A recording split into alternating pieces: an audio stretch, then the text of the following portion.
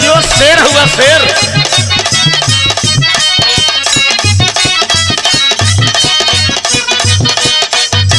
जियो जियो धीरज मुन्ना, क्या बात है।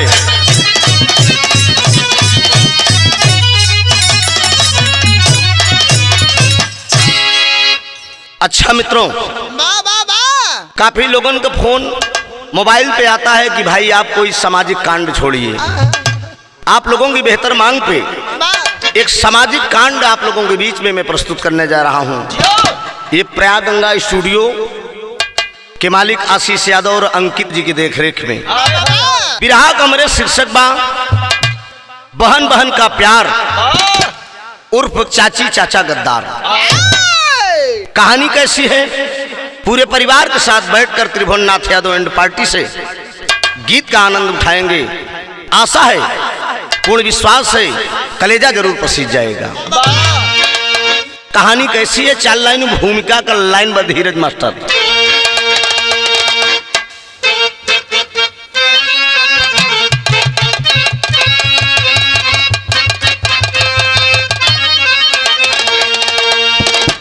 प्यार लैला प्यार लैला और मजनू ने जग में किया। हीर रांझा भी अपना दिखाए हो प्यार। प्यार में सीर फरहा दिलेरी गए। राधा कांधा भी सच्चा निभाए थे प्यार। प्यार चारों जुग में अमर ही रहा। प्रेमी प्रेमिका धरा पर सजाए हो प्यार। प्यार बहना से बहना ने दिल से किया। पवन बिरहा में सुनिए बताए हो प्यार।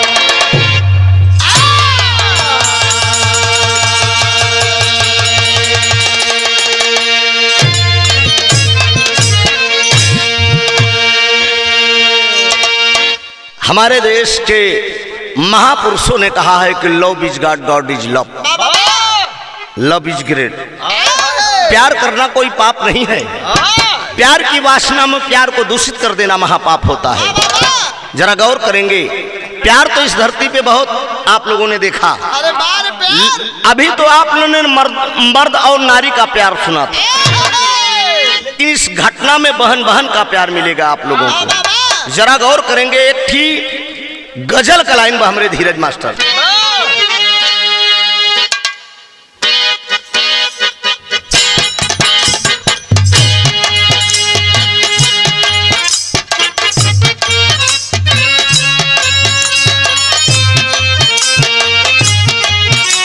यह लाइन बा आशीष कोनो हमरे नियन प्रेमी रहा। प्यार का दीवानगी ओकरे सिर पे बा। अरे बा लड़की से मुलाकात और कहले बा कि सुना ए चांदनी, सुन पगली रे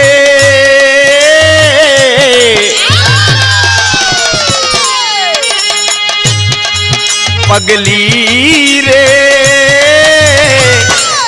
पागल कहेला जमाना।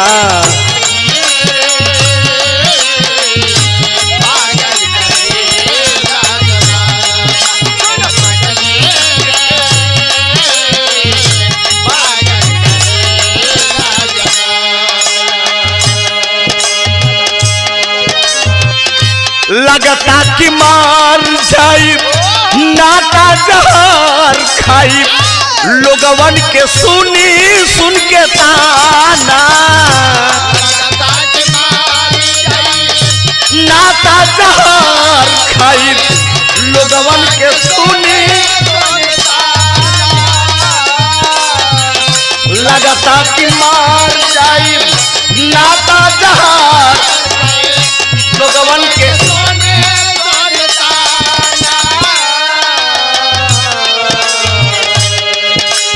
तरत से फर्ज हमारे कवि जी पवन इलाहाबादी जी लिखे मोरे भैया हो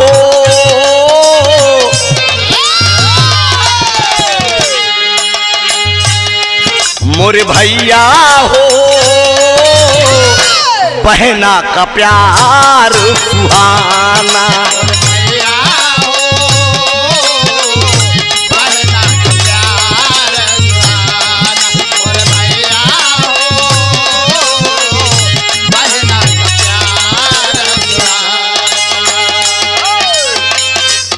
के हम सुनाई बे सबके बताई बे सुन के अब सुने ना जमाना जाके हम सुनाई बे सबके बताई बे सुन के अब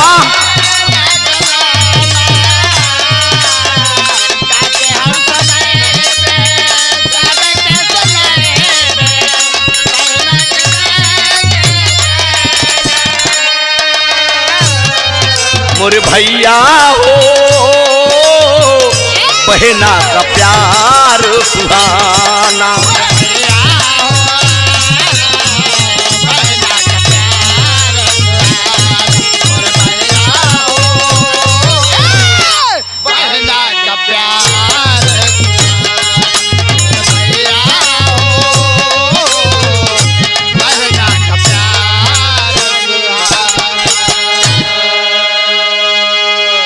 हमरे बिरहा का कहानी ही जगह से शुरू बा।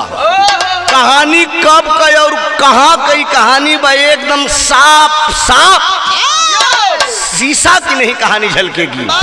जरा गौर करेंगे मास्टर धीरज नजम का भाव दिया गया।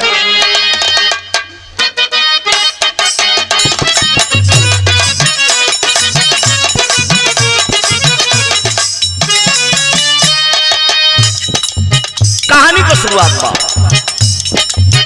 एमपी में बाटे सतना शहर एक निराला है।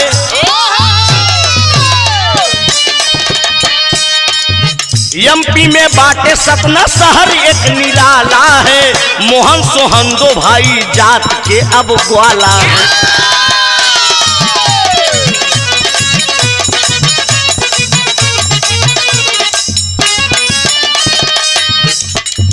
रत्नापुर गांव की कहानी मैं सुनाता हूँ।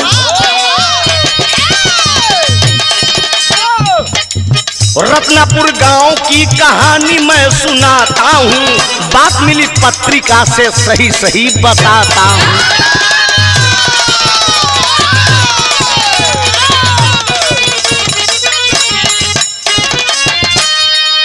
मोहन की बीबी गीता बाबू जिसका नाम रहा।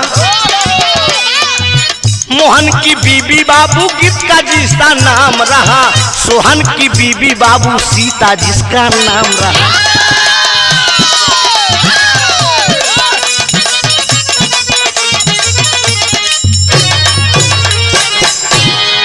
तनी बात का सुमल्ला एमपी जिला सतना रत्नापुर की ये कहानी है।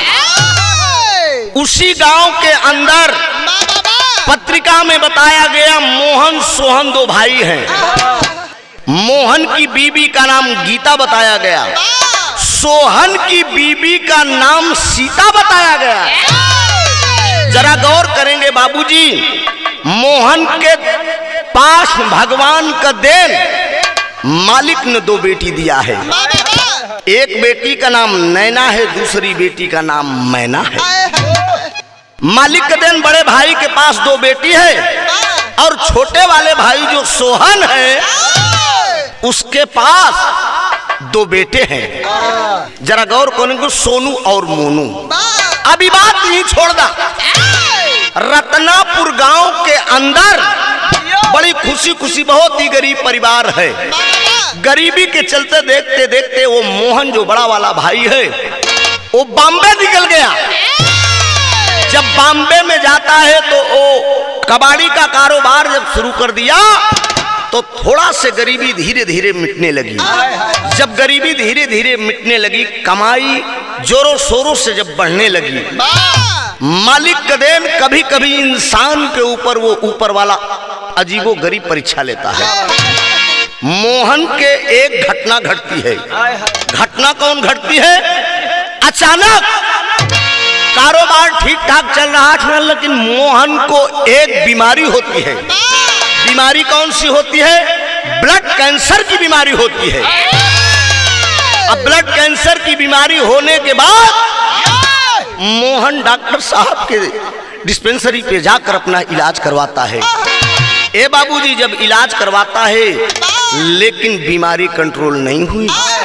जब पत्नी गीता लेकर डॉक्टर साहब के पास जाती है, कहती है कि डॉक्टर साहब मेरे पति का इलाज कर दीजिए, जितना पैसा लगेगा मैं लगाने के लिए तैयार हूँ। ए बाबूजी, दो छोटी छोटी बेटियां हैं, नैना और मैना आंखों में आंसू लेकर डॉक्टर साहब से रोक कर रहे कि डॉक्टर बाबू मेरे पापा को आप ठीक कर दीजिए। लेकिन मालिक को नहीं मंजूर था। आखिर में आज वो दिन आ गया, मोहन दुनिया से अलविदा हो गया। जब मोहन दुनिया से अलविदा हो गया, मांग का सिंदूर गीता का मिट गया। गीता आंखों में आंसू लेकर रो रही कि बार दुनिया के मालिक, क्या मेरी किस्मत में यही मंजूर था? जब तक गरीबी रही तब तक तो ये पति मेरे साथ थे, मेरा मांग का सिंदूर था। मैं दुनिया में इतनी अभागिन औरत पैदा हुई कि आज मेरी मांग का सिंदूर उजड़ गया। ए बाबूजी, आखिर में बॉम्बे के अंदर जब वो मोहन खत्म हो गया ब्लड कैंसर की बीमारी से, दो छोटी छोटी बेटियां हैं, आंखों में आंसू लेकर सीने से लपट के अपने पापा को रो रही हैं। एक ही तरज का लाइन बा धीरज मास्टर।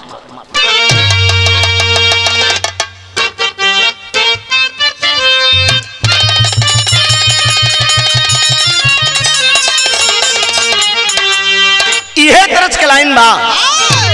लौकुश चरित्र में यश शेष विरहा सम्राट महरूम जनाब हैदर अली जी, हमारे पूज्य गुरु जी, हमारे पुरोधा कुल पूज्य गुरु जी, कहा गया है कि आदमी चला जाता है कीर्ति अमर होती है, सावनी गुजर जाती है तब जल की कदर होती है। ये लाइन के बड़े सुंदर भाव से गल, कोई हैदर न हुई भैया। एक लाइन दी गई बा कि लौकुश से पूछई सब हाल हो, अरे लौकुश से पूछई सब हाल, अरे लाल, अरे लाल कहवा मकान बा, लौकुश से पूछई सब हाल, हे लाल कहवा मकान बा।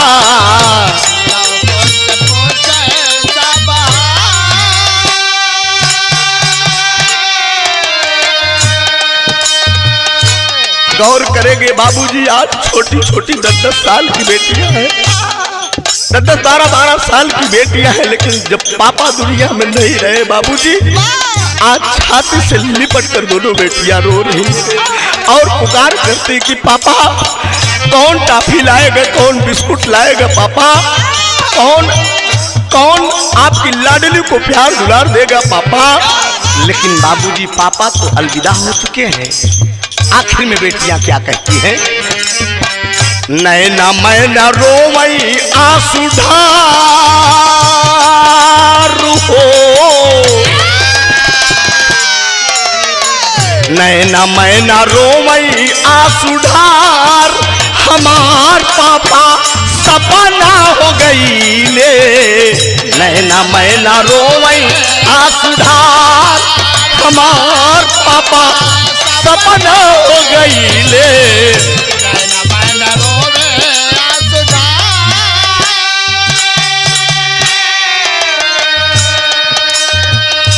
विरह को सुनने वाले, आए मेरे मुकद्दर के मालिक, आखिर में बॉम्बे के अंदर वो दोनों बेटियां सोच रही हैं, अब के बम्बईया में तेई हो सहारावा, अब के बम्बईया में तेई हो,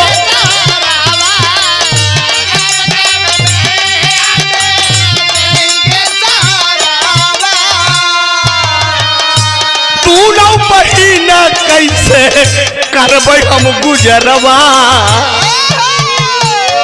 मम्मी मरली सुनला करतार हो,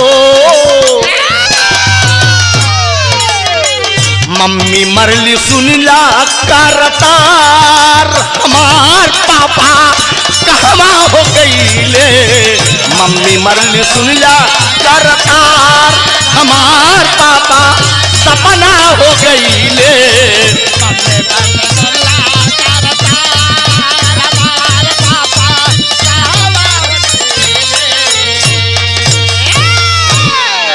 गौर करेंगे बाबूजी, जब मोहन को ब्लड कैंसर की बीमारी आती है वो खत्म हो जाता है। आखिर में हॉस्पिटल के अंदर जब मोहन खत्म होता है, ये खबर जब मोहन के पत्नी को पता चला, गीता को, डॉक्टर साहब फोन करके बताए कि तेरे पति जी अब दुनिया में नहीं है, तुम गीता बोल रही हो। आवाक रह गई। आखिर में बाबूजी वो हाथ में जो है कप लिया है चाय की और छूट गई, कप का प्याला फूट गया।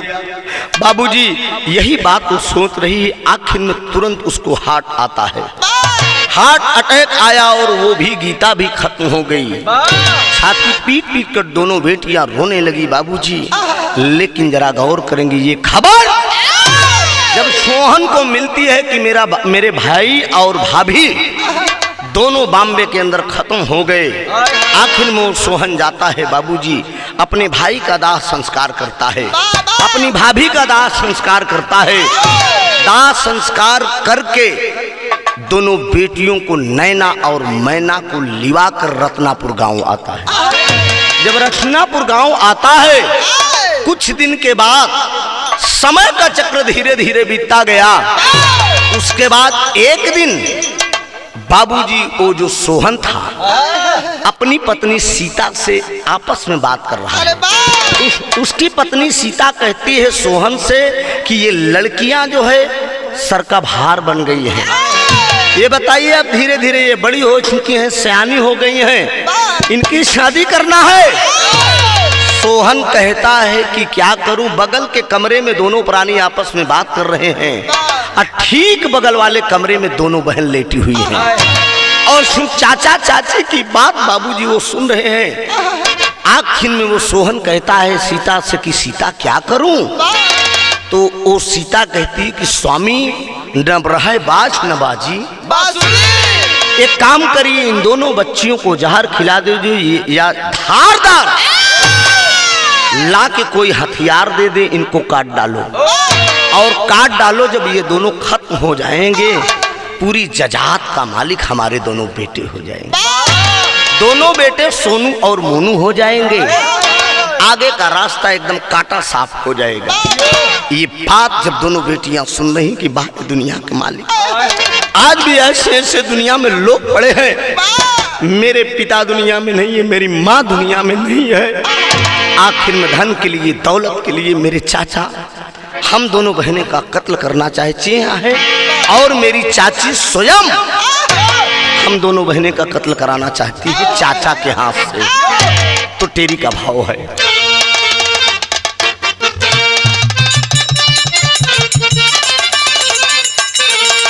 अरे मोरे राम, कल्पना कोरी माटी में मिली।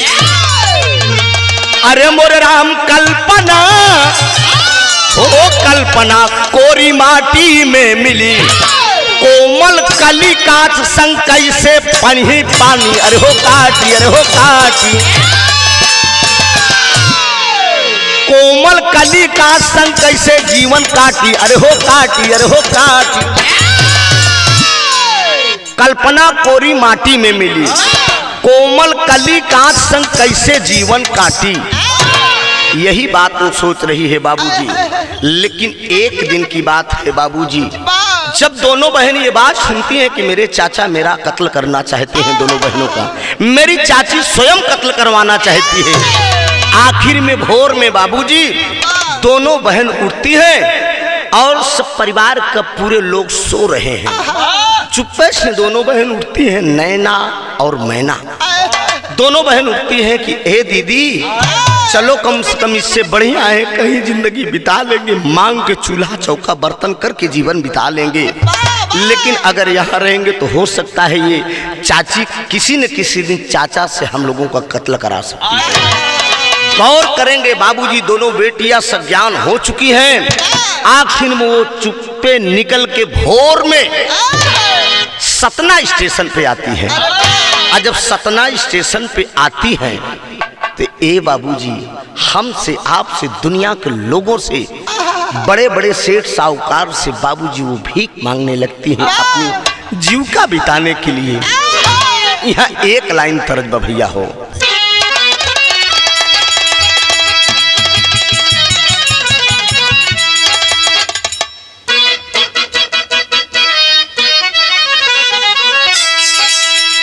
अरे उठे लपीर कमर के नीचे,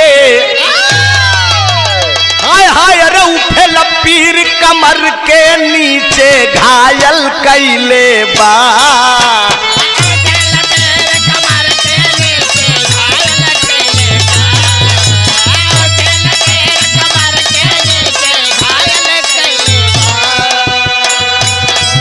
अरे उठे लपीर कमर के नीचे घायल कैले बा। हरदिया पीसा ए नंदो कमरिया घायल कैले बा।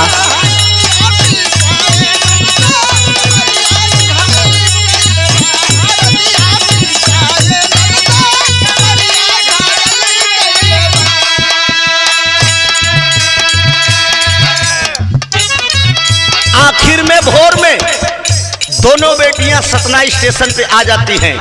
जब सतना स्टेशन पे आती हैं बाबूजी तो लोगों से अर्ज लगाती हैं। क्या कहती हैं?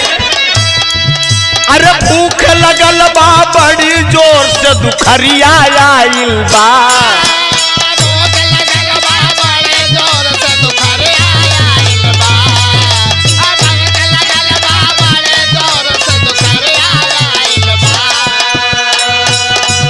अरे भूख लगल बा बड़ी जोर से हम दुखरिया आइल बा।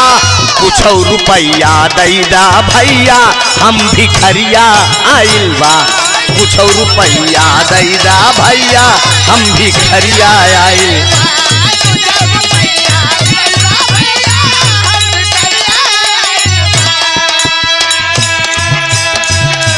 आखिर में गौर करेंगे बाबूजी, लोग पूछते हैं, मासूम बच्चियों का जब चेहरा देखते हैं लोग 10 रुपए 20 रुपए दे रहे हैं, लोगों का पैर छू रहे हैं, लेकिन लोग कहते कि बिटिया ऐसी कौन सी बात हो गई जो तुम भिक्षा मांग रही हो। तो एक बात वो लड़की बताती है, चाचा चाची घरवा में,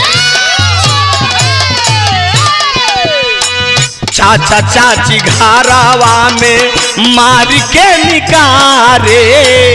चाचा चाची घरवा से मार के निकारे। चाचा चाची घरवा से मार के निकारे। कारी के पुतरिया तोहरे आगे हम बाने। कारी के पुतरिया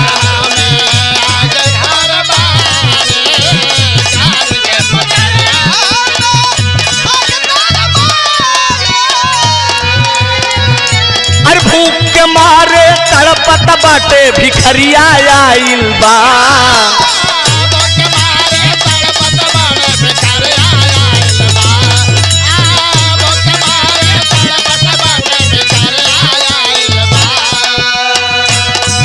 अरे भूख के मारे तड़पत बाटे भिखरिया आइल बा। कुछ रुपया धैजा भैया हम दुखरिया आइल बा।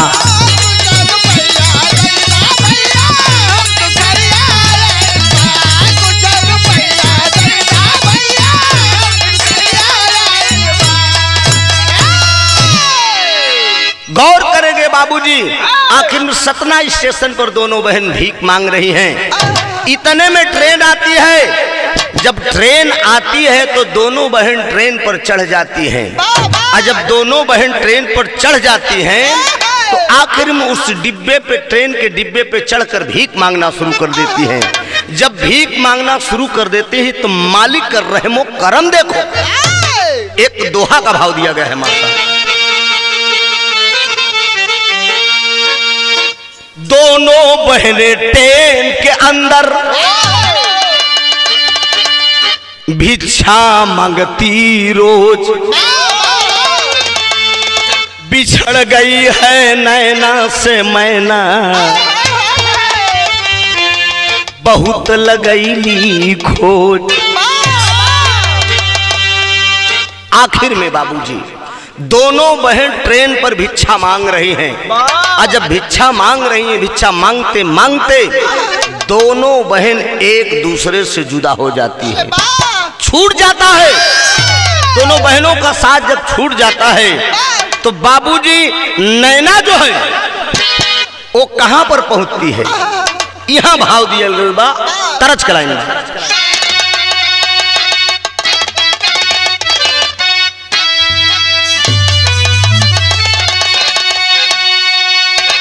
सुनली न देखली का बाहू,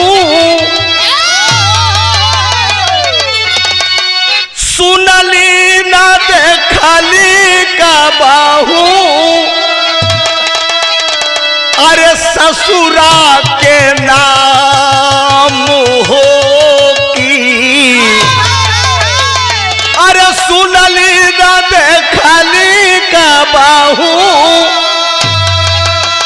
अरे ससुरा के नाम हो की, कैसे के अकेले जइबू,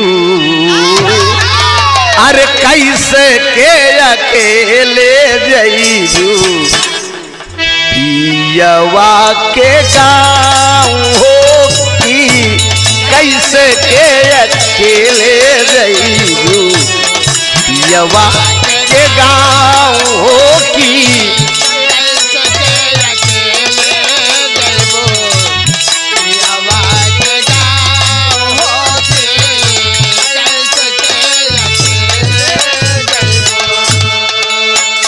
आखिर में बाबूजी गौर करेंगे वो जो नैना बड़ी वाली बहन है वो पहुंचती कहाँ है अपनी बहन से बिछड़ के? दिल्ली सहरिया पहुंचल,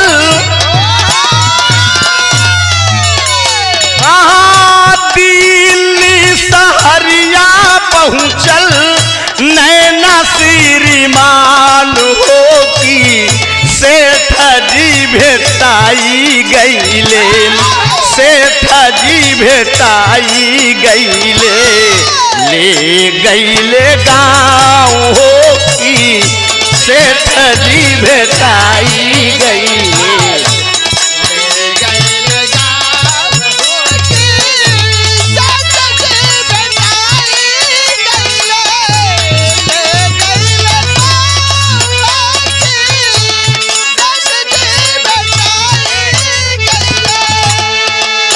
गौर करेंगे बाबूजी आखिर में दिल्ली स्टेशन पर पहुंच जाती है वो बड़ी वाली बहन नैना। जब दिल्ली स्टेशन पर पहुंच गई बाबूजी स्टेशन पर उतर गई है और जब स्टेशन पे उतर गई है बेटी वहीं भटक रही है। एक सेठ जी थे, आखिर में वो भी दयावान थे बाबूजी। सेठ जी जब उस बेटी को देखते हैं तो बुलाते हैं, बिटिया क्या कारण है इस तू दिल्ली स्टेशन पे अकेले घूम रही? आंखों में आंसू लेकर रो कर वो बेटी कहती है कि बाबूजी मेरा इस दुनिया में कोई नहीं है, मेरे पिताजी स्वर्गवासी हो चुके हैं, मेरी माँ मेरे पिताजी को ब्लड कैंसर था, पिताजी का सदमा नहीं बर्दाश्त कर पाई, मेरी मम्मी को हार्ट अटैक आया वो भी खत्म हो गई, मेरे चाचा और चाची हम दो बहन थे लेकिन मेरी बहन बिछड़ गई मुझसे और मेरे चाचा और चाची मेरी जिंदगी दोनों बहनों को लेना चाह रहे थे, इसलिए बाबूजी भीख मांगते मांगते आज इस मुकाम पर पहुंचाई हूँ कि दिल्ली स्टेशन पहुंच आई हूँ। आखिर में विरह के सुनने वाले श्रोता बंधु, सेठ जी भी दयावान थे, मालिक का देन सेठ जी के पास कोई संतान नहीं था। सेठ जी तुरंत दिमाग लगा दिए, सोच बैठे कि क्यों ना मालिक ने आज तक मुझे कोई संतान नहीं दिया है, मैं इस बेटी को ले चलूंगा, अपनी धर्म की बेटी मानूंगा, पढ़ाऊंगा लिखाऊंगा, यही बेटी मेरी वारिस का मालिक होगी। आखिर में वो बिटिया पढ़ने लिखने लगी सेठ जी के घर पे रह के। कहां तक पढ़ती है धीरज? पीसीएस अधिकारी भैली नैना कुमारिया,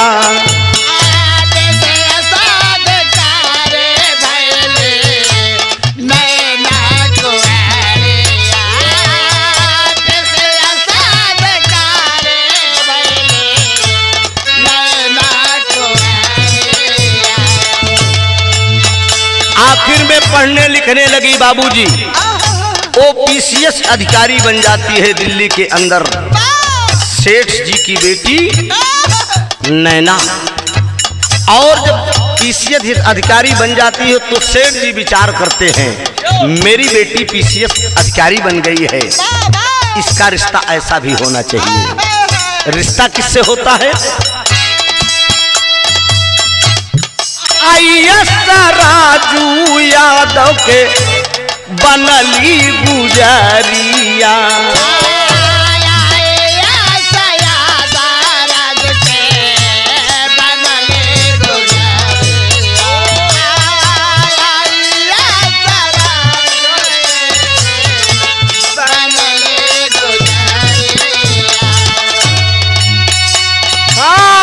गाम के बदरिया हटली, गाम के बदरिया हटली, सुना दास्तान होगी, सेठ जी भेटाई गईले, सेठ जी भेटाई गईले, दिल्ली दारी मान होगी, सेठ जी भेटाई गईले।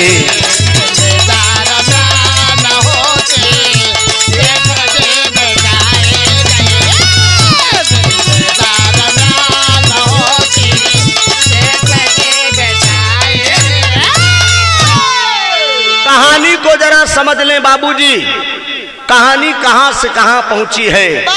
आखिर में पीसीएस अधिकारी जब बनती है वो नैना, सेठ जी सोचते हैं कि मेरी बेटी का रिश्ता इसी प्रकार से होना चाहिए। आखिर में एक लड़का जिसका नाम है राजू, आईएएस था, उसी के साथ सेठ साहब अपनी बेटी की शादी करते हैं।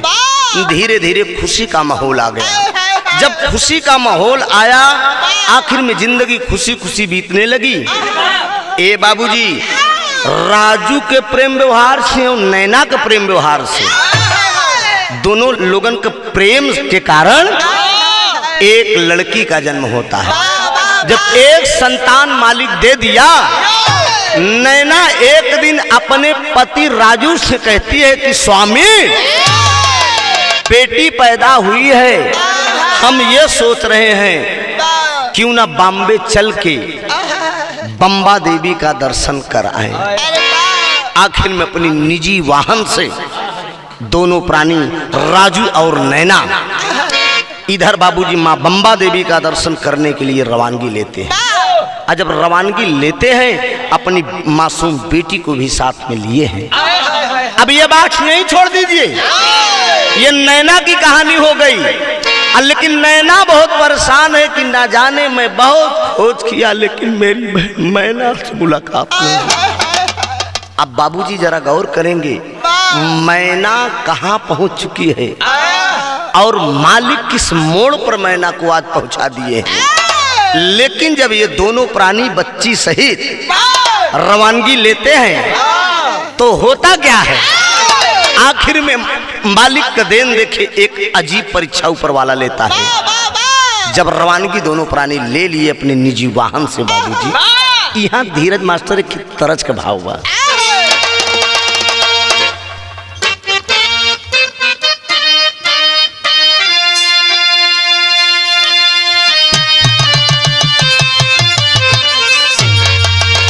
लाल जी भैया, ये है तरजा ई तरज के जब मल्लाह भाई लोग गावत यासी, जब मल्लाह लोग अपने नैया का पूजा करत तब ई तरज के गावत थी। कैसन गावत थी?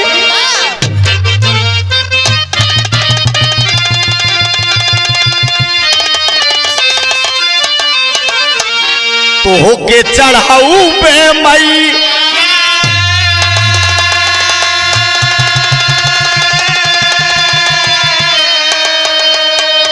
अरे नारियर चुनारिया हो कि गंगा मैया पर कैदा हमारो नवारिया हो कि गंगा मैया।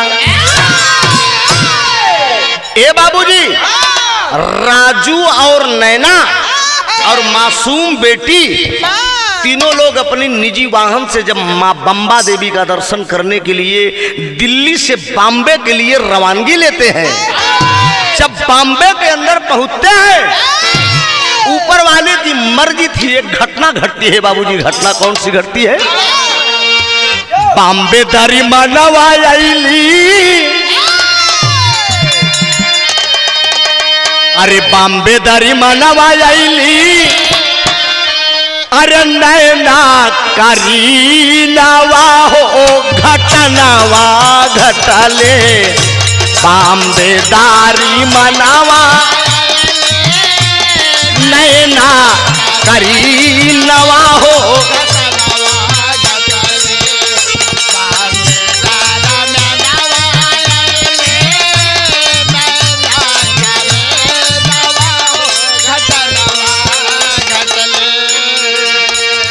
बॉम्बे दारी मनावा आईली,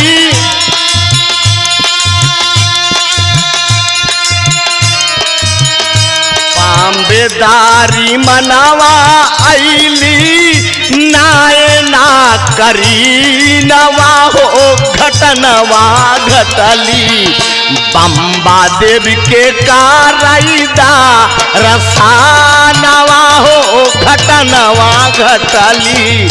बम्बा देवी कारैदा रसानवा हो घटनवा, बम्बा देवी कारैदा रसानवा हो घटनवा घटले। निजी गाड़ी से लग्जरी कार गाड़ी है बाबूजी, उतरते हैं बम्बा देवी का दर्शन करने के लिए। जब जा रहे हैं बाबूजी, उसी समय एक घटना घटती है। क्या? टाटा सफारी से, अब टाटा सफारी से थे वो लोग, टाटा सफारी लाड़ल टैंकर से भाइया,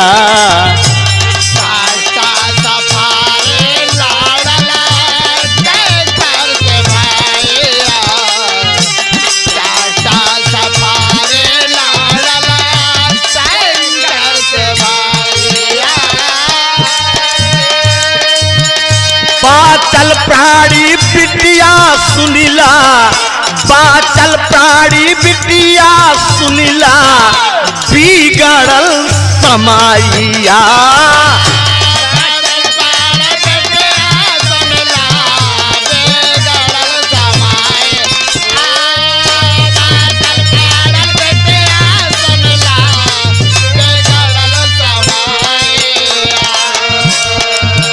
पैदल चले जा रहे हैं बाबूजी। कुछ दूर गए तो राजू बोलता है कि नहीं पैदल नहीं चलेंगे, गाड़ी थोड़ा आगे तक ले चलेंगे, मंदिर के पास पार्किंग है वहीं खड़ी कर देंगे।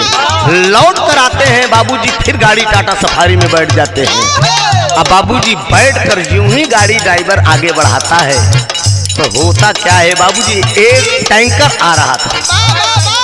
टैंकर से भिड़ंत हुई टाटा सफारी की, और बाबूजी मालिक कर रहमो करम देखे, बारे ऊपर वाले तेरी भी मर्जी अजीब है। उस टैंकर से भारी भिड़ंत होती है टाटा सफारी की। बाबूजी इतने में भारी भयंकर चोट नैना को आती है और उसके पति राजू को भी चोट लग गई है। जो मासूम बच्ची है प्राची, वो बच जाती है। उसको मालिक का रहमो करम देवी माँ बम्बा देवी का आशीर्वाद देखे, बेटी को चोट नहीं लगी। लेकिन बाबूजी वो पहुंचती कहाँ है? लीलावती हॉस्पिटल पहुंची,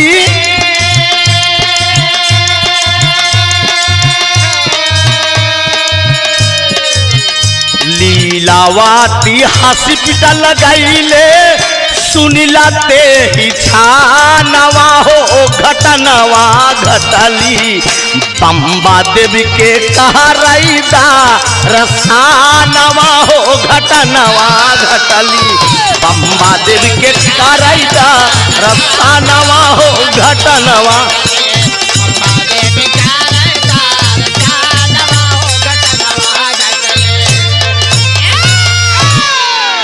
आखिर में गौर करेंगे बाबूजी, टैंकर से टाटा सफारी की जब भिड़ंत होती है, भिड़ंत होने के बाद बाबूजी मैं नैना बेहोश हो जाती है, राजू को भी काफी चोट लग जाती है। लेकिन वहां के लोग जो स्थानीय लोग थे वो एकत्रित होकर दोनों प्राणी को ले जाकर जो बॉम्बे में हॉस्पिटल है, जिस हॉस्पिटल का नाम है लीलावती, लीलावती हॉस्पिटल में ले जाकर दोनों प्राणी को भर्ती कर देते हैं।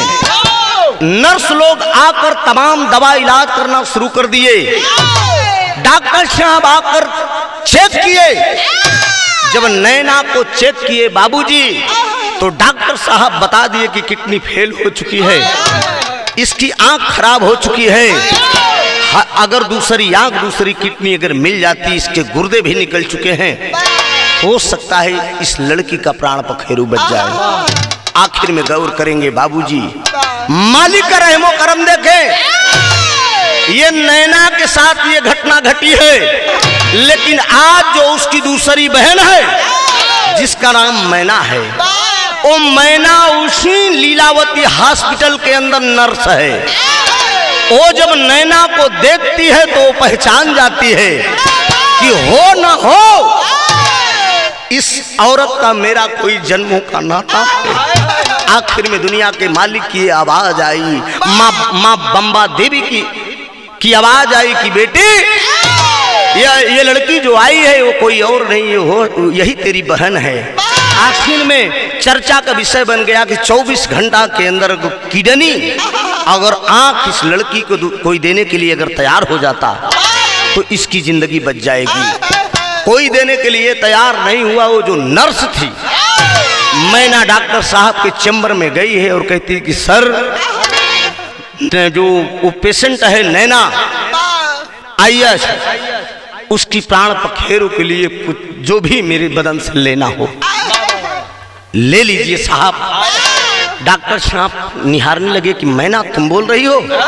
ऐसे न जाने कितने पेशेंट अपने हॉस्पिटल में आते रहते हैं, क्या करोगे तुम? मतलब अपना किडनी और आंख दोगे? कहा हाँ साहब, मैं अपनी किडनी और आंख दे दूंगी साहब, मेरी किडनी और आंख ले लीजिए साहब, लेकिन नैना की जिंदगी भी बचा लीजिए।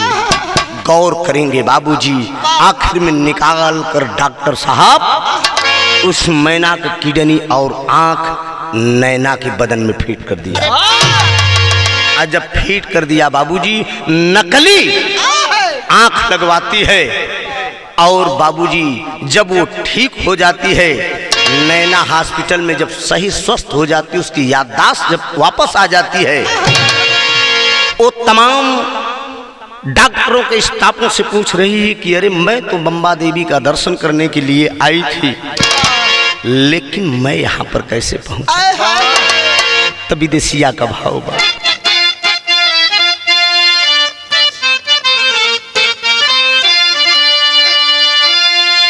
अरे मैना बेटाई गईली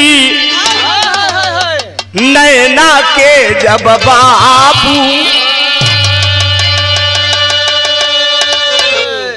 रहली अस्पताली मझारू हो,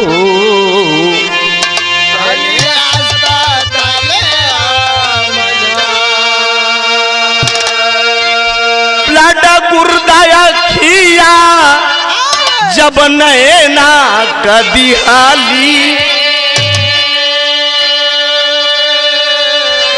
ठीक भैली सुना श्रीमान हो बाबू, ठीक भैली सोना श्रीमान। अरे दुल्हन बहिनियन के बाबू भैले जब मिलनावा,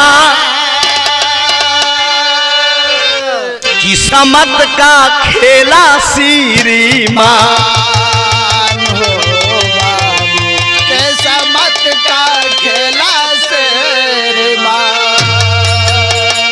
सोनू और मोनू बाबू बॉम्बेदारी मनावा, अरे घट गए का घटना बाड़ी यार,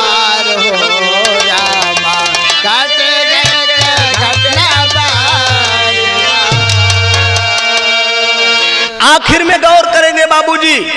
अब घटना क्या घटती है, जब मैना ब्लड गुर्दा सब कुछ दे देती है, जब नैना ठीक हो जाती है तो आखिर में एक दूसरे में जान पहचान हुआ। नैना कहती है कि मैं कैसे मानूं कि तू मेरी बहन है। आखिर में गौर करेंगे बाबूजी, बचपन में एक दूसरे का नाम एक दूसरे के हाथों में उसकी मां को दवाई थी।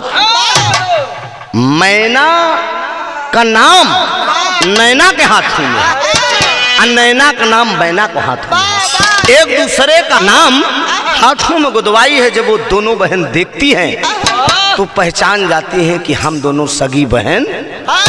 ए बाबूजी, जब पहचान जाती हैं तो बहुत खुशी खुशी माहौल हुआ।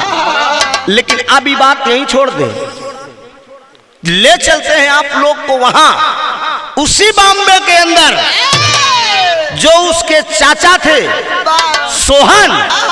सोहन के दो संतान है जिसका नाम है सोनू और मोनू। उसी बॉम्बे के अंदर रहकर दोनों भाई ऑटो रिक्शा चलाते हैं। ऑटो रिक्शा चलाने, दिन भर ऑटो रिक्शा चलाते हैं, शाम के वो अपने रूम पर जाते हैं। एक ऑटो रिक्शा ले जाकर रिक्शा खटाल पर खड़ी कर दिए, जमा कर दिए। दूसरे ऑटो रिक्शे से दोनों भाई चले जा रहे हैं। आखिर में जब रास्ते में रूम के पास पहुंचते पहुंचते दोनों भाइयों का एक्सीडेंट हो गया। जब दोनों भाइयों का एक्सीडेंट हो गया तो स्थानीय लोग ले जाकर, ये मालिक का रहमो करम देखें, स्थानीय लोग ले जाकर उन दोनों भाइयों को, सोनू और मोनू को, बॉम्बे के उसी हॉस्पिटल में ले गए जो लीलावती हॉस्पिटल है, जहां पर नैना का इलाज हुआ। मैना आखिर में नर्स ही है। सोनू और मोनू का जब इलाज शुरू कर दिया, पहचान जाती हैं। मैना पहचान गई कि कहाँ के रहने वाले हो। इलाज होता है, उसके बाद जब दोनों भाई को होश आती है तो दोनों भाई बताते हैं कि एमपी सतना जिला ग्राम रत्नापुर का रहने वाला है। पूरी कहानी, पूरी दास्तान जब वो सोनू और मोनू बताते हैं, बाबूजी आखिर में टेलीफोन द्वारा खबर जाती है। टेलीफोन द्वारा खबर गई। कुछ दिन के बाद चोट काफी लग चुकी थी, लेकिन मालिक का और रहमो करम देखें कि सोनू और मोनू भी दुनिया से अलविदा हो गए। ये खबर हॉस्पिटल द्वारा जब पहुंचती है सोहन के पास, बॉम्बे के अंदर आपके दोनों बेटियों का एक्सीडेंट हो गया है, मैं लीलावती हॉस्पिटल से बोल रही हूँ। आखिर में बाबूजी सोहन और सीता दोनों प्राणी ट्रेन पकड़ लेते हैं और ट्रेन पकड़ने के बाद उसी बॉम्बे लीलावती हॉस्पिटल के अंदर आते हैं। जब लीलावती हॉस्पिटल के अंदर आते हैं तो मास्टर यहाँ आल्हा का भाव लग गया।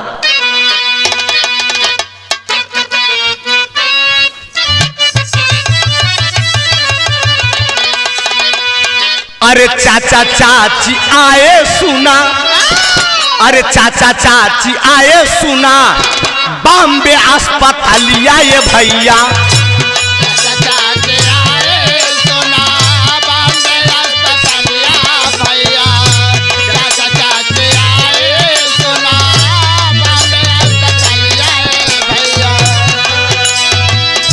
सोनू मोनू जे कर रहले बाबू हो कुमार।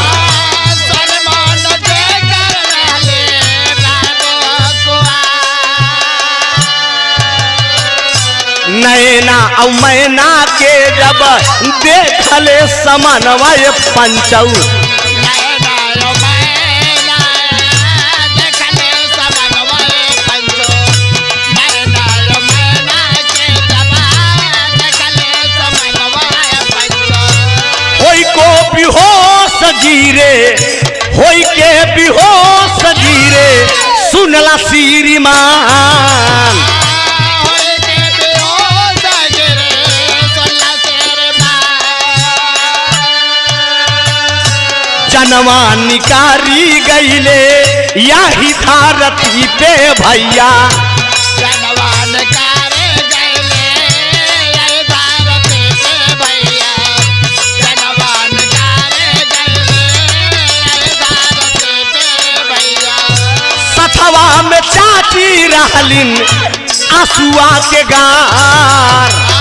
सतवा में चाचे रहले आंसुआ के गार।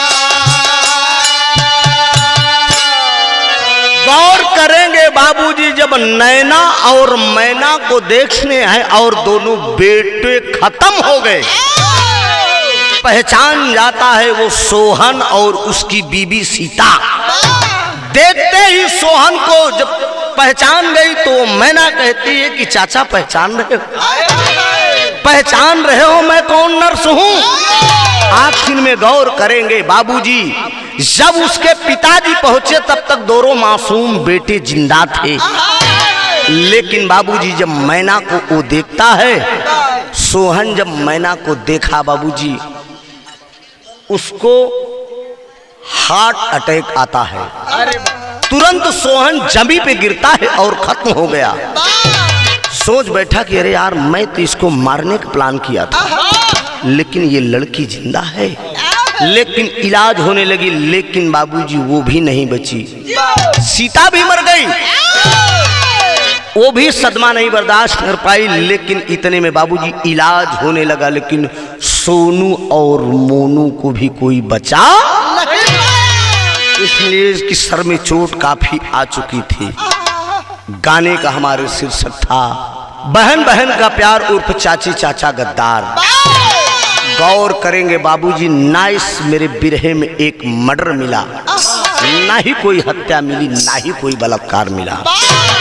आखिरी लाइन में खड़ी का भाव दिया गया।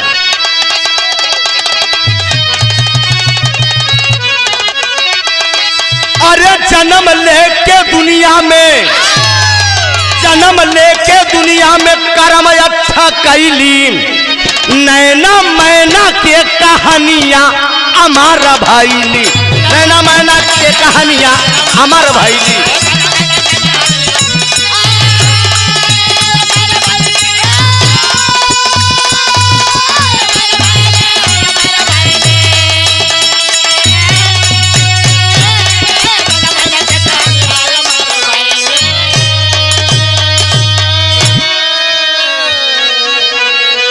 सोनू मोनू का बाबू कोई नहीं पहले बचाई हो। अरे मैना के शादी भैली संजय सुकुमार हो।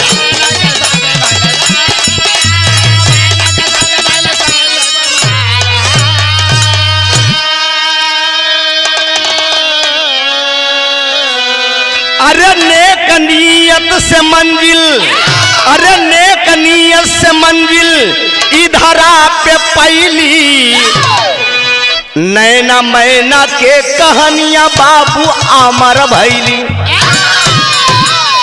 सच्चाई किया बाबूजी लाख प्रयास करती है, चाचा गलत भी किया लेकिन फिर भी मैना अपने चाचा का बचाने का प्रयास करती, लेकिन मालिक रहमो करम था। लेकिन हाथ आया, चाचा खत्म हो गए, चाची खत्म हो गए, सोनू मोनू भी दुनिया से विदा हो गई। आज भी उस मैना की शादी बाबूजी संजय यादव से होती है, जो कि उसी बॉम्बे के अंदर बहुत बड़ा अधिकारी था, बहुत बड़ा उसका कारोबार भी था।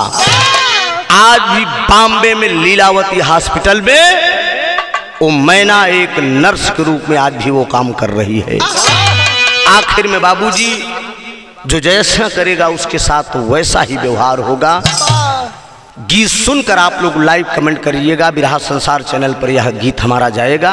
अपना प्यार दुलार आशीर्वाद दीजिएगा। जो भी कमी होगी, प्रयागराज का छोटा मोटा कलाकार हूँ। आखिरी में छाप दिया गया गुरु घराने का परिचय।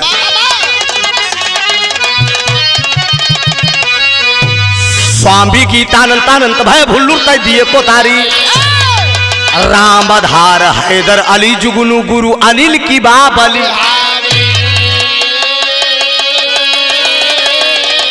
अरे कल्पना कोरी माटी में मिली, अरे कल्पना कोरी माटी में मिली। त्रिभुवन पवन कवि का एकदम बिरहा खाटी, कल्पना कोरी माटी में मिली।